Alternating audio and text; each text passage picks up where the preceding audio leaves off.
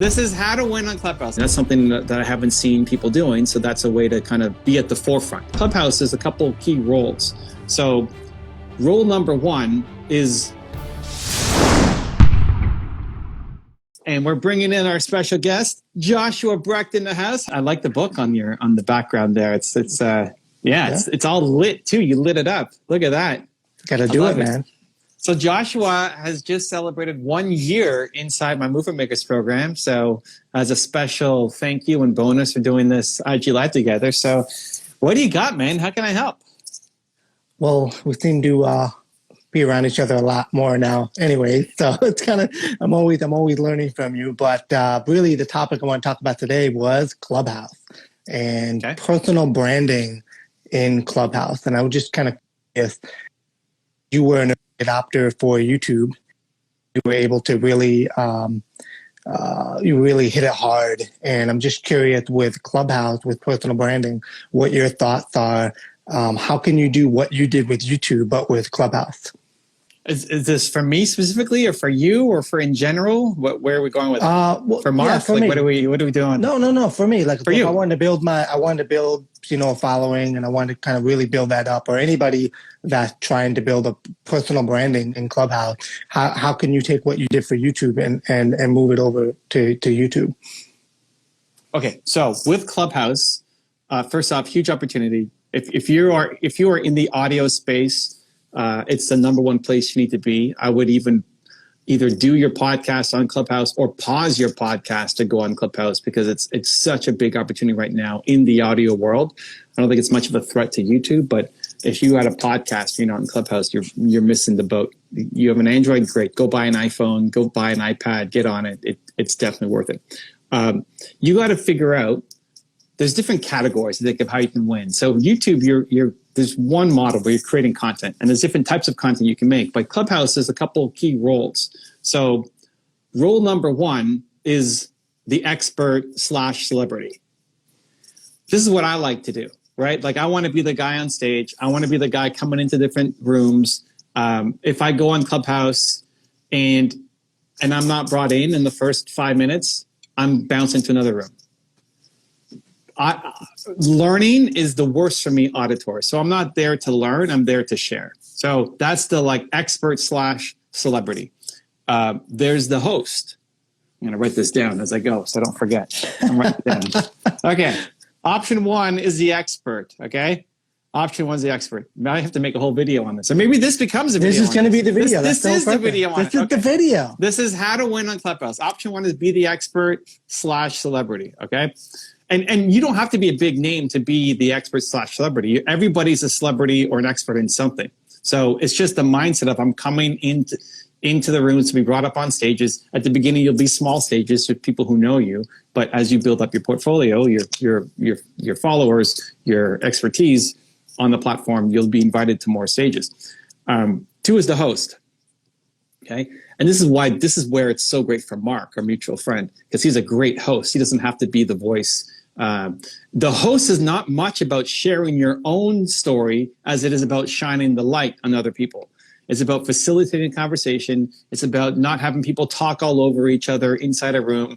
I've been in some rooms where there's 80 speakers on stage, and they're fighting to get to the me, and they're like talking over each other at every break, and whoever basically is the loudest for the longest is the one that ends up winning. So a good host, like, that's a problem with a bad host. The host is not setting the standards, setting the room, resetting the room, asking people their story, paying attention to who's joining in. So that's the role of a host.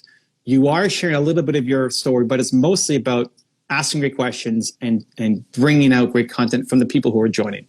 Okay. The third role is the moderator. Okay. So for every great room, you need to have moderators, and being a Clubhouse moderator is now a career. Like, who knew? You know, like 6 months ago it didn't exist. Now it's a career where there are people who in their bios say, I am a great Clubhouse moderator. And then you get hired to help moderate rooms. The moderator's job is to look at all the people who are coming in, and people are coming in by the second as the room grows, right? They're coming in by the second. You have to see who those people are. You're looking for the experts and celebrities, and you have to bring them on really quick, right? Like I said, if I'm not brought on in the first 5 minutes, maybe even 2, I'm going to bounce to a different room. And that's the fault. I mean, whatever, who am I? Who cares? But like, that's the job of the moderator, the host, but the host is hard in the big room. So really the moderator to be paying attention to who all the people are who are coming in and inviting them up on stage. And then maybe even, this isn't done too much, but the evolution of the moderator role, I think, would be to help introduce the person to the host. So if you're moderating and somebody comes in that you think looks good, fits the criteria, but the host may have no idea who they are. So the host doesn't want to be stumbling there and saying, oh, so we've got Susan here. Wow, Susan, tell us about yourself. To do the handoff. So if you're the moderator, to have the moderator come on and say, hey, Mark, we've got Susan here in the house, and Susan is a 4 times New York Times bestseller. She's got a new book out called XYZ, and I thought she'd be a great fit, right? Built to serve, right? So you hand it off nicely to the host, which nobody's doing. And I think that's the evolution of the moderator role. And then the last one, I would just be like, the noisemaker. Let's call them that for now. We'll see where that evolves to. Where basically you're going to come in and just raise your hand in every room to get your question answered, and be willing to talk over people. Like, there's some rooms where you just have to be loud. You got to be in there. You got to be loud. You got to be willing to talk over people. I hate that. For me personally, it's the worst. But does it work? Yeah. If you're the loudest in a big room, people pay attention to you. So I don't want to discount that as an option, because that's how you can win. So you're the expert or the celeb. You're the host. You're the moderator. You're the noisemaker. From those 4, which one best fits Joshua Brecht? Yeah, for me, it's going to be, so I'm trying to build up my brand. So I've noticed that I go on Clubhouse. Every time I say something, I always end up gaining 2 or 3 followers on IG, because they look at my, profile picture and they see where I am, and then they join me, or sometimes they'll send me a message, say, hey, I really like your point. For me, it's mostly just personal branding, trying to build up because it's a great platform for me, because of 20 plus years of executive experience that I can bring to the table and offer insight. So that's what I'm trying to figure out is how can I can support our We Do Hard Things Club and bring authority, so that I'm not the low man on the totem pole when it comes to the person that's in the room. How can I just keep building up my relationship within Clubhouse? So I would say I would have to be maybe the noisemaker, maybe go in and get in there for about 5 minutes, be able to say what I have to say, and then bounce. Does that make sense? Well, all 4 could work. If the goal is to get growth on Clubhouse, all 4 can work. Which one fits your personality, your style the best? Well, definitely not. I don't have no intention of really being the host. I have no intention of really being the moderator. So really just providing insight, providing value. That's what I want to do. And so that they say, hey, this guy can offer value, and that ultimately will end up increasing my brand. Yes, if you don't want to be the lowest person on the totem pole, you want to be bringing in the people all the time when you're going on We Do Hard Things. What's the room? We Do Hard Things. We Do Hard Things room. Okay, good. Then you need to be spending more time on Clubhouse yourself, and I don't know what you're doing outside of the Fearless Friday session with Mark, but if you really want to build it up, then the attention needs to be you being on Clubhouse every day for a certain amount of time. And then 2, inside of those, you're raising your hand on every topic as much as possible. And you have to play between like what the big rooms where it may be harder to get your hand up versus the smaller rooms that are super targeted. Because if you're going after creators as a part of your brand and what you're trying to do, then some giant room talking about cryptocurrency may not be as helpful for you as a room with less people that's talking about Clubhouse strategies or YouTube videos or something that you might be able to have expertise in. And that every time you go on, you're going to gain some more followers. Then I would follow every host and every moderator in those rooms that you like. Connect with them on Instagram after you've been on their show. There's no way to, there's no messaging yet inside of Clubhouse. So IG is where everybody ends up going. IG or Twitter, but it's mostly IG. And your goal is to get them to follow you back so that anytime you go into their room, they invite you up on stage right away. Yeah. So that's what I'll try to do is like anytime I'm in a room, I'm usually there because the Clubhouse algorithm has recommended me to go to that room, right? It's pretty good about that. So that means somebody in that room knows me. So I get invited to speak on stage, and a lot of the rooms that I've spoken at, I don't know who the host is. I don't even know who the moderators are. Like, I don't know anybody on this panel. But one of the moderators added me on to speak, and so I follow the host. The host often follows me back. And then the next time that host is running another room, he or she sees me come in and then instantly invites me to come up on stage again because they remember me from the last thing that I did with them. So that's how the networking starts to happen. So any room that you've been invited to speak on, you're following all the hosts and all the moderators on Clubhouse first, and then you connect with them on Instagram and say, hey, thanks for having me on your show. It was a blast. Looking forward to the next session, or when is the next session coming up? And you can put that into your calendar. And then if they follow you back on Clubhouse, boom, you're way more likely to get an invite instantly as soon as you join the room, because then they get the notification. Yeah. Right? As soon as you join, they'll say, Joshua Breck, join the room. Yeah. Let's bring him up on stage. And if those that are on stage, so there's that little twilight period where those that are on stage, anybody that's following anybody that's on stage, you actually show up. You don't show up at the bottom. You show up in the middle where it says, so you actually have a better chance of showing up towards the top if you follow anybody that's on the stage. So, okay, that makes a lot of sense. No, sorry. Anybody on the stage has to follow you to show up in the middle. Anybody that's on stage has to follow you. Okay, gotcha. All right, so one of the moderators on stage is following you. Like, do I follow you in Clubhouse? I should if I'm not already. But but that's a hack, right? Like, if I'm in a room and I follow you, now you're going to show up in that middle bar that one of the speakers is following you. Okay. So it's like, oh, who's this guy that are speakers? You automatically get a little bit more awareness and credibility because somebody on this stage doesn't say who. I think maybe if you click on their profile, but so you got to follow me so that every time that you show up in a room, I'm going to show up there. People look at my profile, and then I start boosting my followers. Yeah, well, that's true. But yeah, I mean, I'm not huge on Clubhouse. I don't pay a lot of attention to it. I want to know what it is, and I spend time on Thursdays in there. But I don't like audio as a platform, just in general. But that's a good strategy. Like, if I've got, I don't know how many followers I have on Clubhouse. If I have 10,000 followers on Clubhouse, I'm really just spitballing. I have no idea what I'm at. Then great. That's a good follow for you to have. And if I haven't done it already, we'll make sure that we do it. Remind me on Friday when we're in the room. If I haven't already, I'm pretty sure I follow you, but if not, we'll make that happen. All right. Then yeah, anytime I'm in a room, then you should join that room.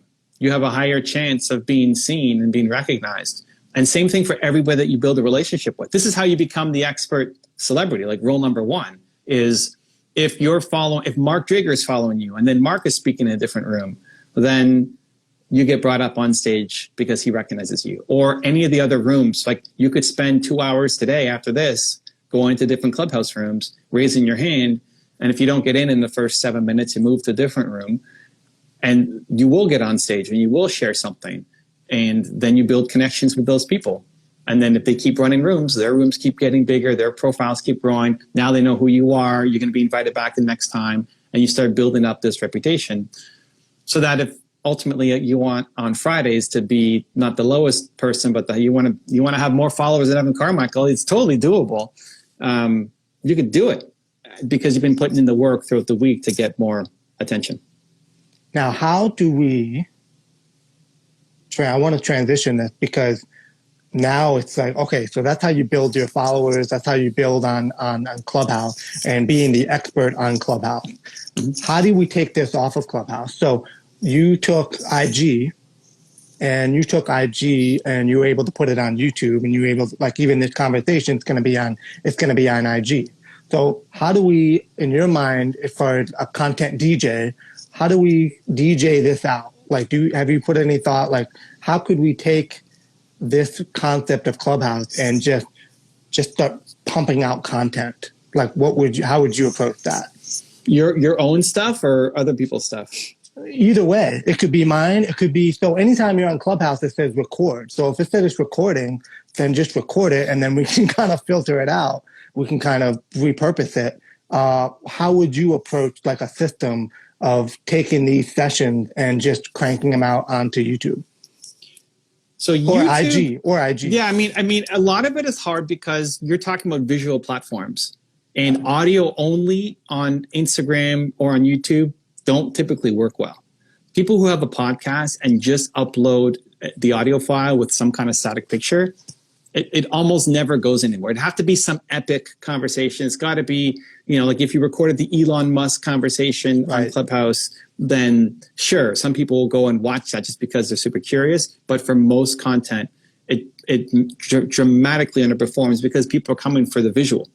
So how do you then add visuals? Well, you have two options. If it's you turn your camera on, right? On the last Friday with Mark, when I was on, I turned my camera on, Mark turned his camera on, and we have a video. I don't know if you've seen it. I don't know how good it is. It's good.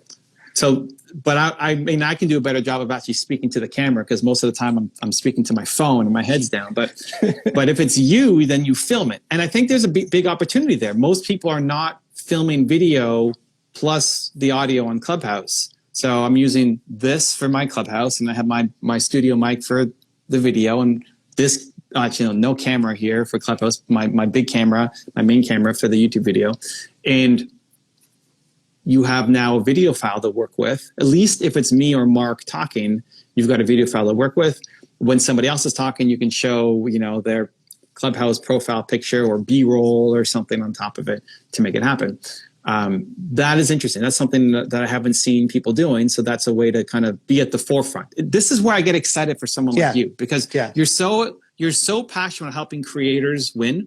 Yes. Going into Instagram or YouTube or something is super doable, but there's lots of people doing it, and it's hard to stand out in this group of many. Doing that on Clubhouse, like helping take Clubhouse experts or Clubhouse hosts and turning them into YouTube videos, you're the first guy to do it. Nobody else is doing it. And if you have a methodology, like, okay, you film yourself every single time on video while you're also filming for Clubhouse, and then you send me the video file and the audio recording, and then you have your magic of what is the template. Like, look at how people copy my thumbnail templates and my YouTube templates, right? Because we've tested so many things. Maybe the template is the camera is always showing their face, and then you have the Clubhouse profile popping up. Maybe you have a transcript on one side. Maybe you're spicing in B-roll in between. The model hasn't been created yet. Right. So you could birth that industry. I'm super excited about taking Clubhouse stuff and putting it up on YouTube. You can't just take the audio file though and say Clubhouse recording from this day and release it. That's not likely going to do very well, again, unless the conversation is just super epic. That's what I would do. And so what about, if you don't bring it to YouTube, what about picking up different conversations that are happening and creating mashups as a podcast? So what if you were to start creating these mashups as a podcast? Would that be something that would work or perceived as a value to other people? Of your own stuff or other people's stuff? Others. So let me just give you a framework here. So you were like I said, you were an early adopter to YouTube, and you created this amazing system of being able to just amazing system of able to just, Gary Vee called you a DJ of content. And that's what the thing is. I just consume so much. And the one thing I really love about Clubhouse It's active podcasting. I can't tell you how many times I've listened to a podcast where I've wanted to say something, or I wanted to offer insight, or I wanted to disagree. And you can't do that when you listen to it on Spotify or Apple, but you can do it on Clubhouse. You can raise your hand, you can get up there, and that would end up turning into like a radio show. You know, it's almost like a radio show. You can get on, first time caller, long time listener. And so I'm just trying to figure out, I'm really drawn to this platform, and I'm just trying to figure out how can I be the Evan Carmichael of Clubhouse? That's a good question. I don't love the idea of just taking stuff and turning it to podcast. Right. Okay. It just feels like a backward step. In that I think podcasting is in trouble because of Clubhouse. I think even what you're saying about the radio show, agree. I think radio shows got in trouble when podcasting came out, because now there's lots of options. Right. I don't think podcasting is going to go away, but I think it's in trouble. I think if you don't have another strategy, like you're filming it and putting it on YouTube, like you're doing it live on Clubhouse, I think if you're just audio only podcast, I think you're already losing market share. You're already losing audience. I'm worried. So I don't love the idea of you're in the hot market right now with Clubhouse and you're making content for the slowly dying market. I want you to be in the hot market. So if you were to, how do you be the Evan Carmichael of Clubhouse? I like the question. I would take the best of, if you're going to take mashups, I mean, I don't know how you're going to go in and record all the conversations, and I don't know what the legalities are around that. Like, that Elon Musk conversation, if it doesn't say record at the top, can you take it and record it? Are there issues? Is your account going to get shut down? All of that stuff. I don't know. And it's so new that, things haven't been established on it yet. But I would take the best of conversations and run them back on Clubhouse. Yeah. I would be known as the guy. If I was doing Evan Carmichael, I would take all of the best Clubhouse moments, and inside of think about Fearless Fridays. That's a 8 hour, 12 hour, 8 hours. Like, nobody wants to sit through 8 hours. This is the problem that I solved on YouTube. Nobody wants to sit through and watch a 4 hour Elon Musk press conference. But inside there are nuggets that are really going to help you. Right. And so what we do is watch the 4 hours and then condense that down to the 15 minutes that you really need to know, and then mash it up with other stuff too. That's what I would do. I would have to find a way to go in and be in all the rooms and record all the rooms, not get in trouble for recording all the rooms, and then create my own Clubhouse, not even channel, but like network of channels, network of accounts, or network of rooms. Joshua Brecht, I mean, you got your account, but then what else?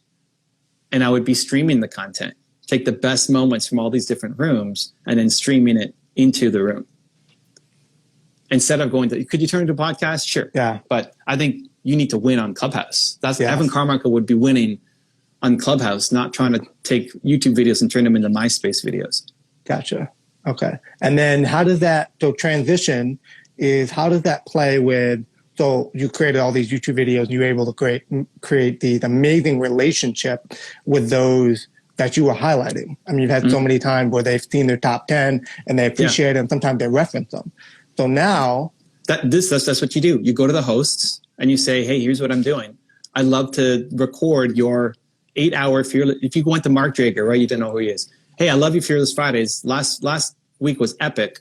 Are you okay if I come in and record the whole session? And I'm going to take the best 40 minutes and mash it up and stream it to my Clubhouse room of rebroadcasts. There's going to be a whole industry. I mean, there already is. It's not just about the live experience and people joining in and doing talk show. I mean, that's what we do. But there's lots of channels dedicated to just streaming, where it's streaming a podcast or streaming meditation music or streaming productivity music or something, right? So you become a streamer. If you don't want to be the host, then you become the streamer. And so you build those relationships. Hey, would you mind if I'm here every Friday recording your room? I'll take the highlight moments and I'll stream it to my show and give you credit to say, hey, this is from the Something to Prove or Fearless Fridays, whatever. I don't remember the name. Fearless Fridays. Fearless Fridays. Every Friday, that up. 8 hours. And a lot of people will say yes. And it's a badly needed thing because people don't want to sit inside a room for 8 hours to get the information. That's where the DJs really help and come into play. They do all the work for you to find the best information and bring it out. Yeah, I like brainstorming this because, like we said in the beginning, this is a brand new, very hot. So how can we be, since we are early adopters, we're already in there, already building a following. I like all those things. And as far as your movement, whatever you're trying to push, this is definitely another. But like I said, I still want to stay on YouTube because that, as you always say, it's going to live long. It's going to live longer. It's going to live longer on YouTube. And nothing's going to, unless they start recording tracks, nothing is going to, it's going to be accessible on Clubhouse unless you actually record it. So, well, there's going to be a lot of features coming to Clubhouse too, right? Yeah. I mean, what we see right now is definitely not the final version. So don't judge it too early. Like the fact that people have to go to Instagram to do messaging with each other is ridiculous. They have to build something, inside native in the platform. They're losing a big opportunity. I think you have to pick which one makes more sense to you, to either be the creator who turns it into fabulous YouTube content and helping them build. The pitch there is, I'm going to help you live forever. You're doing your great job inside your Clubhouse room. You're building a fantastic brand while it's hot. I want to help take this content and make it live forever.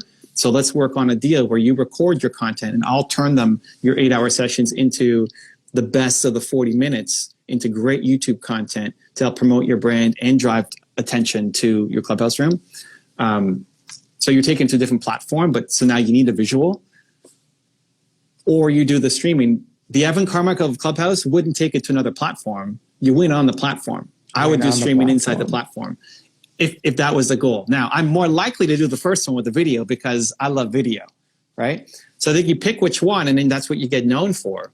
And then you're building relationships with, either way, you're building relationships with the hosts of all the rooms, and start inside the platforms, the rooms that you care most about around personal development and creating and that kind of stuff, instead of news or gossip or politics or all the other rooms that may not be as interesting for you. And then decide which one sounds more right, to be the guy turning into videos on YouTube and the expert there, or to be the streamer of the best of content inside Clubhouse.